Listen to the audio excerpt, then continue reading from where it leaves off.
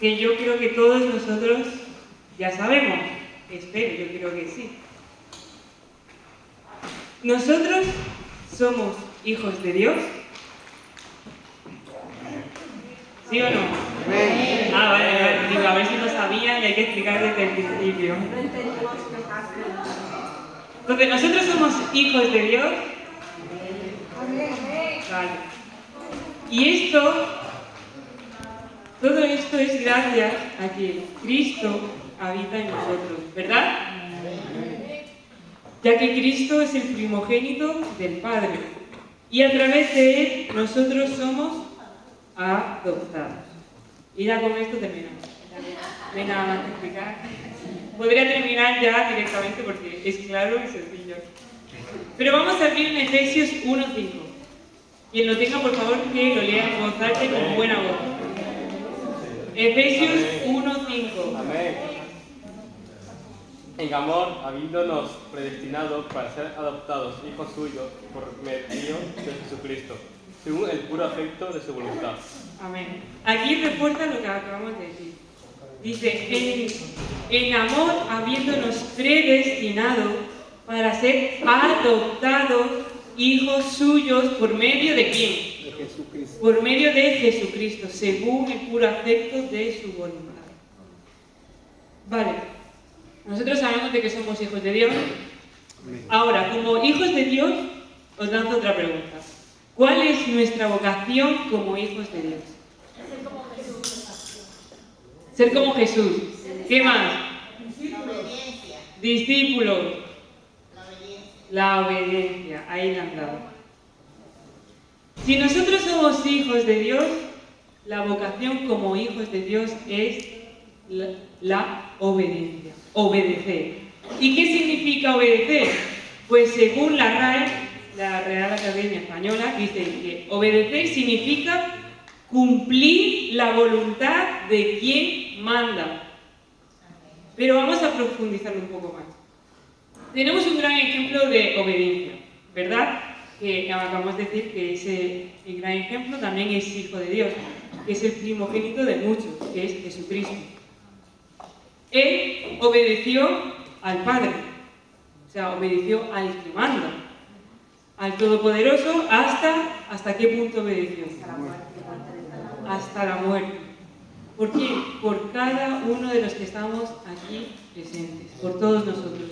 Y todo eso fue bajo la voluntad del Padre. Como decía en Efesios 5:1, dice, por puro afecto de su voluntad. Todo eso fue por su propia voluntad, por su voluntad, porque tranquilamente, si no hubiese querido, no lo hubiese hecho. Entonces, si nosotros, como hijos de Dios, obedecemos al Padre, estamos siendo igual que el primogénito, como el hermano mayor, imitando, ¿verdad? Entonces estamos siguiendo su ejemplo. Y eso llega al punto concreto del tema central, que es expresarlo. El que habite Cristo en nuestra vida es expresar en su totalidad para que el Padre vea a su Hijo amado a través de nosotros. Por nosotros mismos, ya os digo yo que no podríamos acceder al Padre. Y tenemos el claro ejemplo de la historia desde el pueblo de Israel hasta el punto en el que vimos que ese pacto no fue como Dios quiso, porque el pueblo se negó totalmente. Entonces, ¿qué es lo que decidió el Padre? Mandar a su propio Hijo. Entonces, a través de Cristo, nosotros que podemos acceder al Padre, no por nosotros mismos. Y para eso, porque nuestro mediador es Cristo, para poder tener a Cristo en nuestra vida, hay varios pasos de por medio.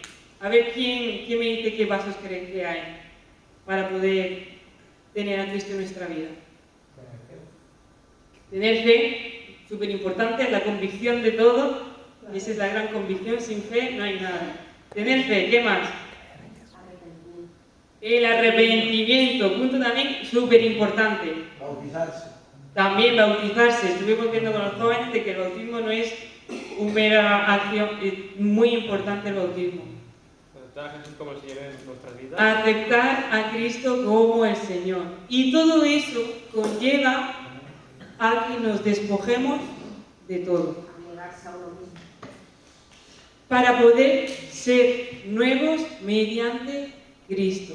Así que nuestra meta como hijos de Dios es expresar a Cristo en su totalidad para así poder ser una familia semejantes a Él.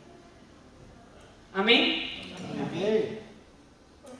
Cuando nosotros aceptamos a Cristo, nos arrepentimos, tenemos esa convicción, tenemos esa fe y tenemos ese arrepentimiento, ¿no? Cuando nosotros aceptamos a Cristo en nuestros corazones, estamos aceptando su gobierno, estamos aceptando su reino en nuestras vidas. Y eso hace que nuestras decisiones ya no predominen. Ya no va a predominar nuestra voluntad, ya no va a predominar mis decisiones.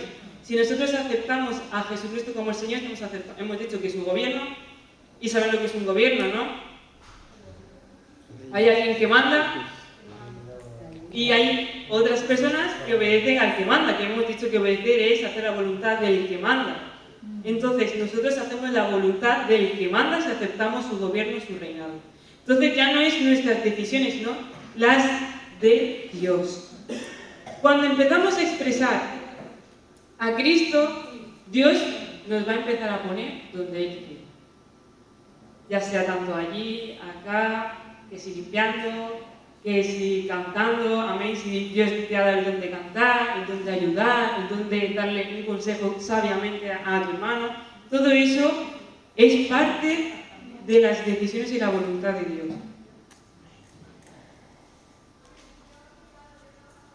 Entonces, Dios empieza a hacer su voluntad en nosotros, porque ya no gobernamos nosotros. No somos los que tomamos las decisiones, sino que ahora el que dirige nuestra vida es Cristo. Hemos dicho que Cristo es ahora el mediador. Hablamos de Romanos 5:21, por favor. Romanos 5:21. Y el que lo tenga, que lo lea. Amén. Para que así como el pecado reinó para muerte, así también la gracia reine por la justicia para vida eterna mediante Jesucristo, Señor nuestro. Amén. Aquí nos refuerza y nos dice, para que así como el pecado reinó para muerte, porque nosotros estábamos en el reino de las tinieblas, donde ahí era muerte, era pecado, así también la gracia reine por la justicia para vida eterna, ¿mediante quién? Mediante Jesucristo. Aquí otra vez nos dice que nuestro mediador es Jesucristo, Señor nuestro. Entonces, antes gobernaba el pecado en nuestra vida, antes. Pero ahora el que gobierna es Cristo, que es vida eterna, lo que nos dice en Romanos. Y ahora, punto importante. Para poder expresar algo, nosotros tenemos que saber cómo es ese algo, para que así las otras personas puedan entender lo que estamos expresando. Porque si nosotros no sabemos lo que tenemos que expresar, ¿cómo van a saber los demás lo que queremos enseñarles, lo que queremos expresar? ¿Cómo nosotros vamos a hacer una cosa si no entendemos muy bien para que las otras personas lo entiendan? Así que para poder expresar a Cristo tenemos que principalmente conocerlo. Y nos adentramos a otra cuestión. ¿Cómo uno ve a Cristo? Os podéis contestar vosotros mismos. ¿Cómo veis vosotros a Cristo? ¿Cómo vosotros veis para poder expresar a Cristo? ¿Realmente conocemos a Cristo? ¿Realmente estamos expresando a Cristo como hijos que decimos que somos hijos de Dios? ¿Cómo uno ve a Cristo? Tenemos que ver al Cristo revelado, porque el Evangelio es revelación. Os voy a poner un ejemplo para que se pueda entender muy bien esto del Cristo revelado. Tenemos dos personas, ¿vale? Imaginaos que aquí hay una, aquí hay otra, y la persona de aquí tiene puesta un velo delante. y la otra persona no tiene ningún velo, está sin nada. ¿Qué pasa? Estas dos personas tienen delante otra tercera persona. Entonces, claro, la persona que tiene el velo, no sé si vosotros sabéis, por una sábana o algo, se ve que hay algo ahí, una sombra, una figura, ¿verdad? ¿Sabes? Y se siente que hay alguien ahí, se siente. Pero no se ve muy bien. Entonces, ¿qué pasa? Empiezan las preguntas. ¿Qué le va a decir la persona al que tiene el velo a la que no tiene el velo? Le va a empezar a preguntar. Oye, yo sé que hay una persona ahí, yo sé que tal, lo presiento, lo siento, puedo ver su sombra, pero ¿cómo es la persona? ¿Es alta? ¿Es baja? ¿Qué edad tiene? ¿Es mayor? ¿Es joven? ¿Es hombre? ¿Mujer? ¿Tiene el pelo corto? ¿Es rubio? ¿Moreno? ¿Es robusto? ¿No es robusto? ¿Es guapo? ¿No es guapo? Le va a preguntar porque claramente esa persona no ve a la tercera persona. ¿Y qué va a hacer la persona que no tiene el velo? Pues le va a decir, pues mira, esta persona es así, es alto, es muy guapo, es moreno, es jovencito. Claro, le va a decir con esa seguridad y esa firmeza. Entonces la otra persona que tiene el velo seguramente le va a preguntar, ¿cómo es que tú conoces y sabes también de esa persona? ¿Cómo es que sabes tanto? Pues la otra persona que le va a decir, pues porque lo estoy viendo, lo tengo delante de mí y lo veo, no me lo estoy inventando, lo estoy viendo, lo tengo aquí delante, no tengo nada que estar yo aquí mirando, lo estoy viendo, está delante mío. Entonces, asimismo es el Cristo revelado. Si se tiene un velo, la persona lo que va a empezar a hacer, ¿qué va a hacer la persona que tiene el velo? Empezar a imaginar. Y hemos dicho que la imaginación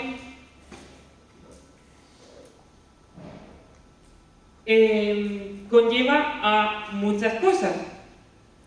Una de esas cosas es que con la imaginación se empieza a hacer ídolos.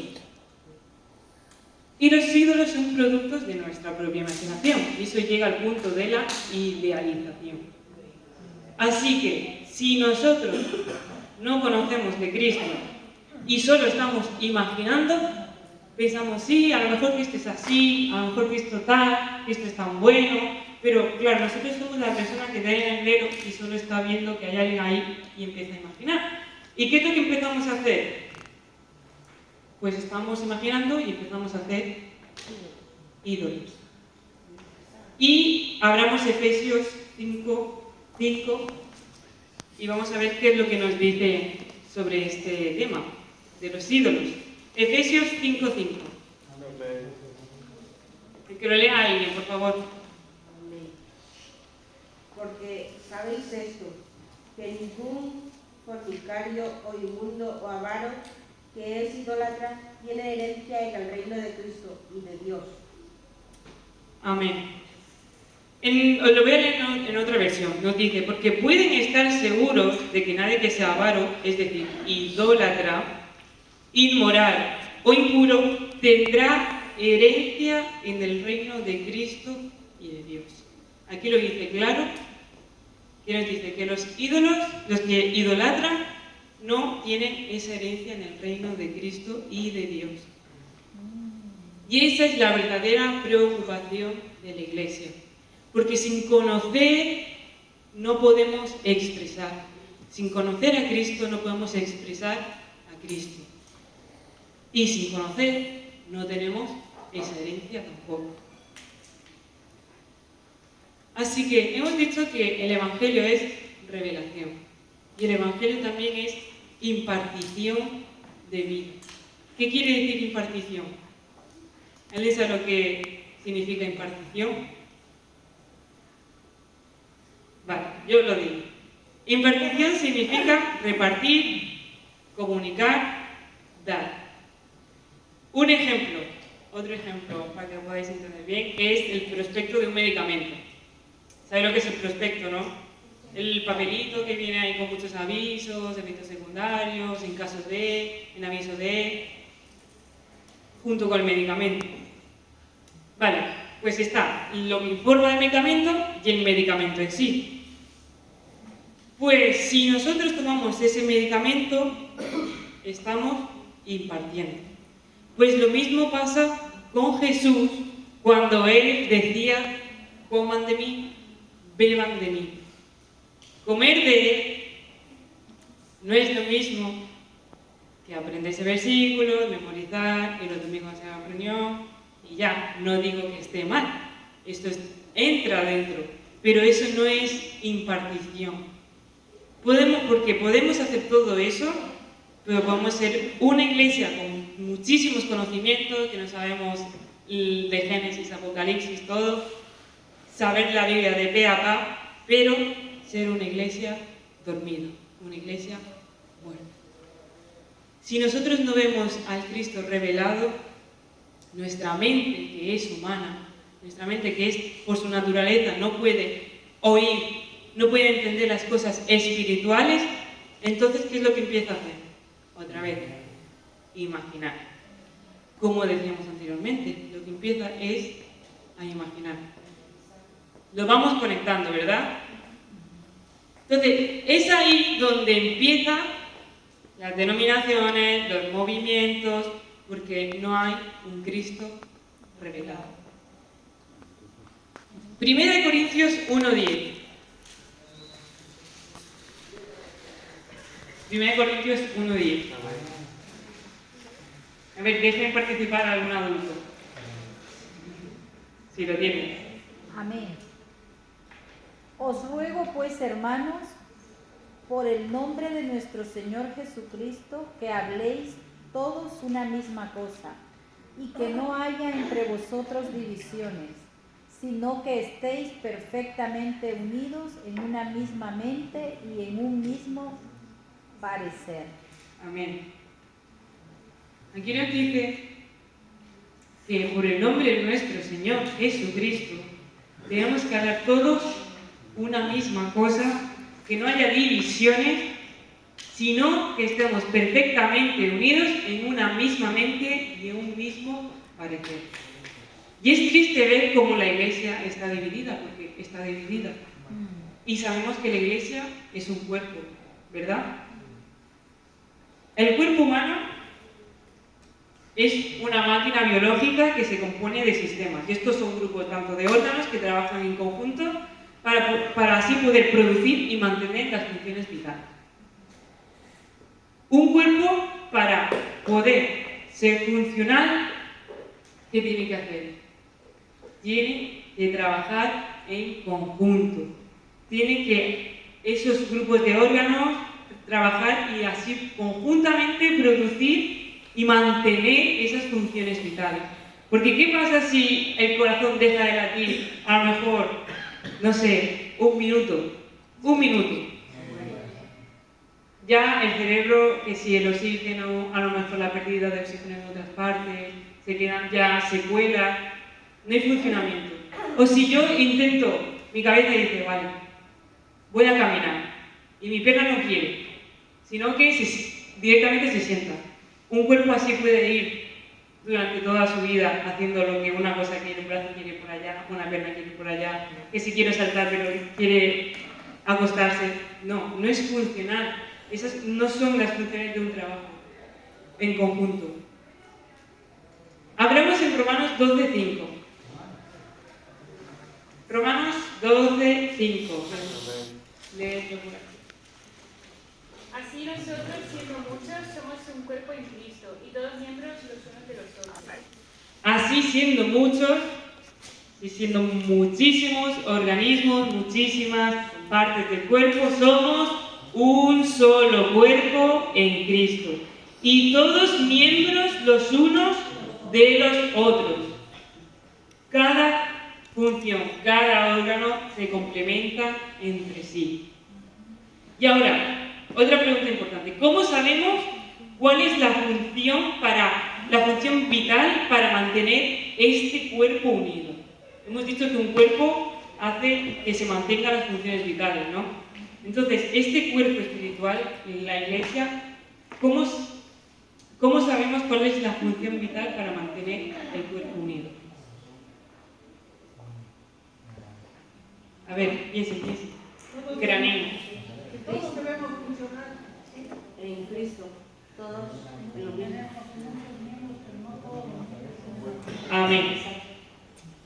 Os voy a recordar algo muy importante. Vamos a 1 Corintios 2:16. Porque ¿quién conoció la mente del Señor?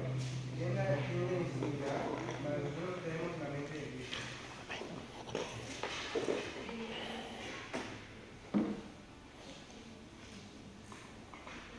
Amén. Os voy a leerlo en otra versión, que me gusta esta versión. En la traducción viviente dice: pues, ¿quién puede conocer los pensamientos del Señor? ¿Quién sabe lo suficiente para enseñarle a Él? Pero nosotros entendemos estas cosas porque tenemos la mente de Cristo. Entonces, una misma mente, un mismo parecer, la mente de Cristo. Tenemos la mente de Cristo y con ello podemos expresar a Cristo. Con ello podemos tener la función vital de mantener el cuerpo, por la mente de Cristo. Si hay un cuerpo, es porque hay una cabeza. ¿Quién es la cabeza? Cristo. Cristo es la cabeza de este cuerpo. Obtenemos su mentalidad. Sabéis de que el cerebro es el que va controlando todo, ¿no? Entonces, automáticamente nosotros recibimos esa mentalidad de Cristo. Recibimos sus pensamientos, las funciones que tenemos que realizar conjuntamente como organismo del cuerpo que somos para así cumplir la voluntad del que nos manda. Gracias a esto podemos ver y conocer lo que nos enseña. Y todo gracias al Espíritu Santo, que es el que nos va revelando a Cristo. Sin Él no tuviésemos la revelación de Cristo. Sin el Espíritu Santo no seríamos capaces de poder tener esa revelación de Cristo en nuestra vida. ¿Por qué? Porque nuestra mente, hemos dicho que es una mente humana y no tiene esa capacidad para poder ver, escuchar y entender las cosas espirituales. Entonces, cada persona de la Trinidad tiene una función muy importante. Se complementan porque son tres en uno. Se complementan. Así que el Evangelio es revelación y de esa revelación llega al punto de expresar a Cristo. Pablo dice que todo fue creado, todo, absolutamente todo fue creado para expresar a Él, o sea, a Cristo. Ya, tanto la creación, los cielos, la tierra, el firmamento, el hombre, incluso el propio hombre también fue creado para expresar a Cristo. Todas las escrituras hablan y expresan a Cristo. Retomando el tema de los ejemplos y de lo que estamos hablando anteriormente, nosotros hemos tomado la decisión de seguir a Cristo, ¿no? De arrepentirnos, de ser nueva creación en Él. Entonces ahí es donde empieza nuestro viaje con Cristo. Empieza un viaje en Cristo, imaginaos que es como un tren con vagones y claro, en los trenes pues hay estaciones que son paradas, ¿no? Nosotros cuando empezamos nuestro viaje en Cristo, muere el viejo hombre, somos nuevas criaturas, es todo muy bonito, muy maravilloso. Ahora, en este trayecto que nosotros hemos decidido tomar, empezamos nuestro viaje. Claro, va avanzando, vamos conociendo lugares nuevos, lugares muy bonitos, maravillosos que no habíamos visto. Entonces, ahora pensar que hay una persona ahí en ese viaje también, que el tren hace una parada en la estación, porque cada X kilómetros hace paradas, ¿no? Entonces, hace una parada y una persona dice: ay, este es tan bonito, este es mi lugar, me siento cómodo, yo me quiero bajar aquí, ya lo que hay delante, no sé, pero yo creo que este es mi sitio. Pero una persona le dice: no, espérate, no te bajes aquí aún, espérate un poco más, vamos a ver qué hay más adelante, vamos a explorar un poco más, a ver qué más cosas nos enseñan. Entonces la otra persona que tenía decidido bajar dice: vale, voy a esperarme un poco más. Sigue el viaje, sigue el transcurso, siguen conociendo más lugares. Hay otra parada. ¿Qué pasa? Que este hombre otra vez dice, ay, yo definitivamente me quiero bajar aquí. Este es mi sitio, de verdad, el anterior, bueno, estaba bien, pero este es aún mejor, así que yo me quedo aquí, yo me quiero, este es mi sitio, me encanta, ya lo que esté delante, pues bueno, me da igual, ¿no? A lo mejor es peor y yo me pierdo esto.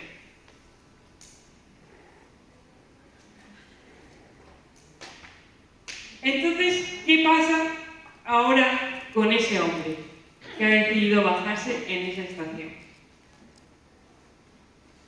Que nunca va a conocer lo que hay por delante.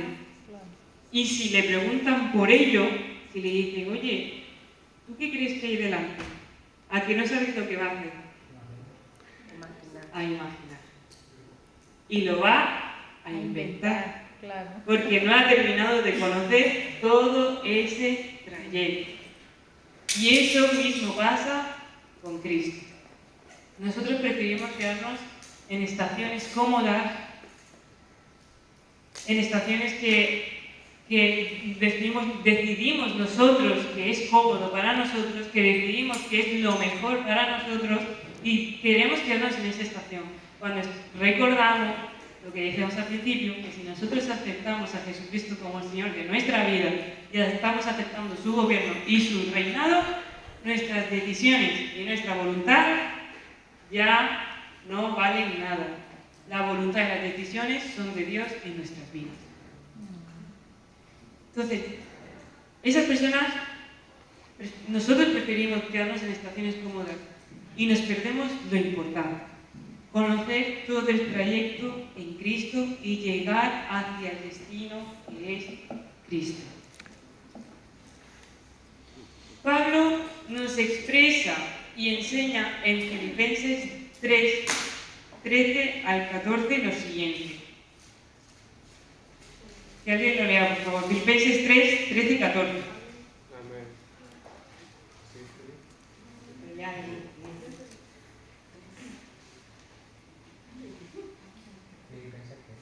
Amén. Hermanos, yo mismo no pretendo haberlo ya alcanzado, pero una cosa hago, olvidando ciertamente lo que queda atrás y Extendiéndome a lo que está delante. prosigo a la meta, al fin del supremo llamamiento de Dios. Amén. Os lo vuelvo a repetir porque es un versículo muy importante. Dice, Pablo nos expresa en el Señor Filipenses que dice lo siguiente: yo mismo no pretendo haberlo ya alcanzado. No pretende Pablo ya haber llegado a una estación y creer que eso ya es el final y que no hay más adelante. Él mismo dice de que no pretende ya haberlo alcanzado. Dice, pero una cosa hago, olvidando ciertamente las estaciones, las cosas que han quedado detrás, y extendiéndome a las siguientes estaciones que están adelante, prosigo a lo importante, a la meta, al premio del supremo llamamiento de Dios en Cristo Jesús. Ese es el blanco que Pablo nos dice, de que a pesar de que haya muchas estaciones, hayan pasado muchas estaciones, hay que proseguir hacia la meta. Posiblemente esas estaciones, aparte de ser bonitas, habrán sido también duras de dejar, difíciles de poder continuar hacia la siguiente estación. Pero la fuerza y la persistencia en Cristo es aún mayor. Porque ya no somos nosotros, sino Jesucristo en nosotros, prosiguiendo hacia adelante. Porque ya os vuelvo a recordar, nosotros por nosotros mismos, seguramente nos quedamos en la primera estación o incluso ni nos subimos a ese tren. Es Jesucristo en nosotros haciendo esas decisiones en cada uno de nosotros. Entonces, nuestra mente humana no podría. Todo esto es obra de Él en cada uno de nosotros. Ahora, ¿hasta cuándo hay que proseguir hacia la meta? Hasta que el Señor venga a buscarnos. ¿Y esto qué quiere decir? Que toda la revelación que se reciba en el camino, en el trayecto, en las estaciones, tiene que estar sujeta permanentemente a revisión por la obra del Espíritu Santo hasta que Cristo regrese a por nosotros. Todas las cosas que nosotros vayamos a encontrarnos en el trayecto tienen que pasar por la revisión de la obra del Espíritu Santo para saber si realmente son decisiones de Cristo en nuestras vidas y no son de nosotros. Ahora, si nosotros pensamos que Cristo vino también a mejorarnos nuestra vida, estamos también equivocados. Porque hemos dicho que el Evangelio es nueva creación, es revelación de una nueva creación, donde allí nacen nuevas cosas. Si hay una nueva creación, hay un nuevo nacimiento, y eso significa pues, que para que haya ese nuevo, tiene que haber muerte. Y la carne nunca va a ser mejorada, sino que tiene que morir. Ahora, una pregunta que a lo mejor me saca un poco de contexto, pero la voy a lanzar igual. Hay una esposa en toda la creación que es la peor. ¿Cuál creéis que es? Hay una esposa en toda la creación que es la peor. ¿Cuál creéis que es? Una esposa. Eva. Dicen por ahí Eva. ¿Quién dice más? Eva. La iglesia. La iglesia. La peor esposa no es Eva, no es no sé qué, es la iglesia. ¿Por qué? El Señor es inocente, la iglesia culpable. El Señor es justo, la iglesia injusta. El Señor murió y la iglesia ¿qué hizo? No murió y encima mandó a que lo mataran. Exigió que le crucificaran. Esa fue la esposa que tenía el Señor. Y aún así, nunca quiso sacrificarnos, sino sacrificarse él. He aquí Filipenses 2, del 5 al 11. Amén. Aunque sea solo el primer versículo, si alguien me lea el 5. Vaya pues en vosotros este sentir que hubo también en Cristo Jesús. Amén. Haya pues en vosotros este sentir que hubo también en Cristo Jesús. ¿Qué sentir? ¿A qué sentir se refiere? A sentir de lo que acabamos de leer y decir. Él no quiso sacrificarnos, sino sacrificarse.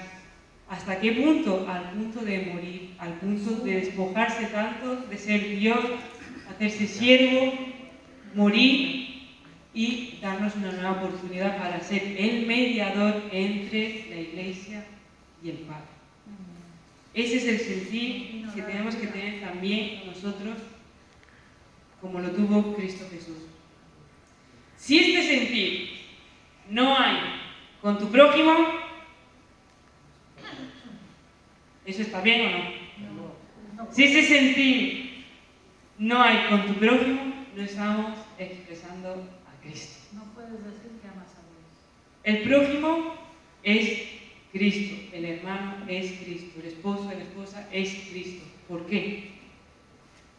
Hemos dicho que Cristo habita en cada uno de nosotros, mora en nosotros. Y si nosotros estamos diciendo de que queremos expresar a Cristo y que habita en nosotros, si nosotros renegamos de amar al prójimo, punto número 1, no tenemos a Cristo realmente. O sea, no estamos expresando. Y punto número 2, la otra persona también tiene a Cristo en su vida, entonces estamos también renegando de Cristo mismo. Así que el prójimo es Cristo, el hermano es Cristo, el esposo y la esposa es Cristo, porque Cristo habita en cada uno de nosotros. Entonces, el abordaje no es yo, no es Samantha intentando obedecer. El que obedece es Cristo en mí. Porque hemos dicho que nuestra naturaleza de por sí ya es pecaminosa y de por sí no va a querer obedecer, va a hacer todo lo contrario. Así que el que obedece es Cristo en nosotros, no somos nosotros intentando obedecer. Entonces, para ello, ¿qué es lo que tenemos que hacer? Tenemos que menguar para que Él crezca en nosotros. Porque Cristo es la expresión completa del Padre. Así que, hermanos, querida familia, crezcamos iglesia, crezcamos a tener esa relación con Cristo, a expresar a Cristo y que vea a Dios, a su amado Hijo en nosotros. Un punto muy importante dentro del reino de Cristo es el oxígeno. El oxígeno del reino, ¿sabéis cuál es el oxígeno del reino? ¿Sabéis cuál es el oxígeno del reino? Ahí está mi padre diciendo, el amor. Estoy leyendo un libro que es súper interesante, que es un discípulo de Juan Carlos Ortiz, que nos dice que el oxígeno del reino en el cual nosotros estamos habitando, estamos haciendo, estamos viviendo, el oxígeno es el amor. Y si no hay amor, hay algo que no coincide con decir que vivimos en el reino y que no coincide. Porque Dios es amor. No es el Señor por amor a nosotros, sino Dios por amor. Porque como sabéis, Dios es amor. Entonces, si no hay amor, nos estamos contradiciendo mucho. Así que, volviendo, nosotros tenemos que llegar a expresar a Cristo y que vea Dios, a su amado Hijo, en nosotros. Porque nuestra meta es expresar a Cristo, llegar a la medida de la estatura del Hijo de Dios, despojarnos de la carne, crucificarla juntamente con Cristo, resucitar con Él y ser nuevos en Él. Y así tomar la impartición de Cristo para nosotros poder también dar esa impartición a otras personas nuevas. Para ser como Él y las otras personas, y preocuparnos por las otras personas para que esas personas también lleguen a la misma meta que nosotros. Porque ese es el oxígeno, ese es el amor que hay en el reino. Ese es el abordaje de la meta, tener este sentir que hubo también en Cristo Jesús. Y ser un cuerpo funcional expresando totalmente a la cabeza, expresando totalmente las decisiones de Cristo. ¿Amén? Amén. Con esto finalizamos y vamos a ponernos de pie para orar.